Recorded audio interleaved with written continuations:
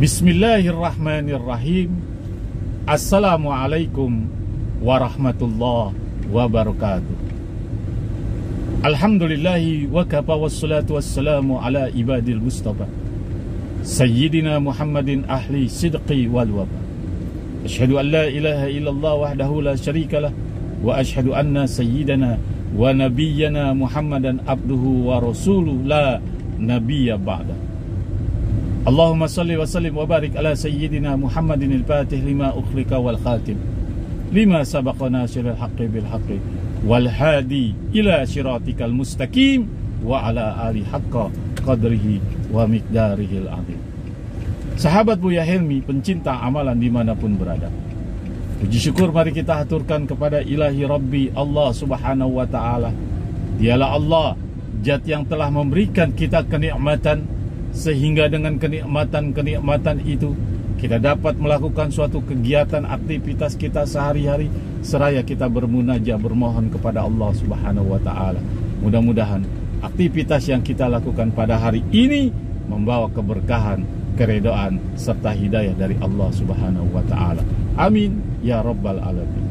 Sahabat Buya Helmi, pencinta amalan dimanapun berada, dalam konten yang lalu Al-Bakhir telah membahas ciri-ciri manusia yang dihormati dan ditakuti oleh makhluk astral alias jin atau syaitan. Dalam pembahasan kali ini, Al-Bakhir akan membahas tentang amalan apa sehingga jin atau syaitan menghormati atau takut kepada manusia tersebut. Sahabat Buya Helmi, pencinta amalan dimanapun berada, sama-sama kita ketahui bahwa dua makhluk Allah, dua manusia yang paling dihormati dan ditakuti oleh makhluk astral alias jin adalah yang pertama Umar bin Khattab, Khalifah Umar bin Khattab. Yang kedua yaitu Imam Ahmad bin Hambal. Lantas amalan apa yang dia lakukan sehingga dua makhluk Allah, dua manusia itu, dua hamba Allah itu ditakuti, dihormati oleh jin atau makhluk astral?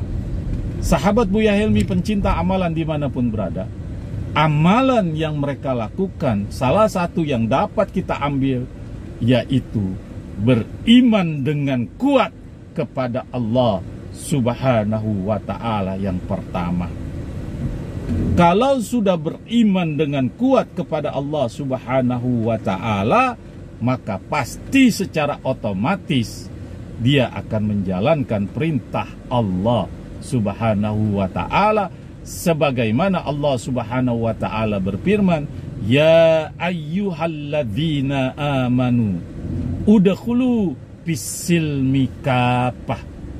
Wahai orang-orang yang beriman, masuklah ke agama Islam, ke agamaku secara menyeluruh. Sahabat pencinta amalan dimanapun berada, kategori menyeluruh, dia yakin kepada Allah subhanahu wa ta'ala, menjalankan perintah Allah dan menjauhi larangannya. Salah satu menjalankan perintah Allah yaitu sholat. Sholat bukan hanya menjalankan, tapi sholat wajib hukumnya kita tegakkan atau mendirikan.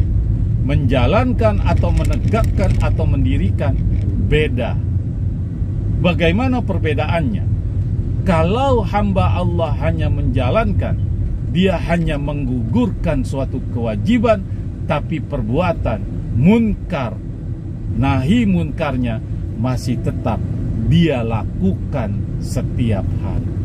Beda dengan menegakkan atau mendirikan. Jika dia menegakkan atau mendirikan, maka dia sesuai dengan firman Allah subhanahu wa ta'ala, aqimis sholat, tegakkan sholat. Apa fungsi kalau kita sudah menegakkan sholat? Innas sholata tanha anil fahsya iwan munkar. Sesungguhnya solatmu bisa menjauhi perbuatan keji dan munkar. Banyak orang yang melakukan solat, tapi solatnya belum mendirikan, alias dia terus berbuat perbuatan-perbuatan yang keji dan munkar. Salah satunya dia gibah, fitnah, adu domba, kemudian sombong, dan macam-macam sifat-sifat yang Allah larang, dia tetap menjalankannya. Itulah perbedaan orang yang mengerjakan sholat dengan orang yang menegakkan sholat. Sahabat Buya Helmi, pencinta amalan yang diberikan kemuliaan oleh Allah Subhanahu wa Ta'ala. Yang kedua, dia selalu mengingat Allah. Di samping yang pertama dia beriman menegakkan sholat, yang kedua dia selalu mengingat Allah. Mengingat Allah dalam arti apa? Hatinya ada kalimat tauhid, la ilaha illallah Muhammadur Rasulullah.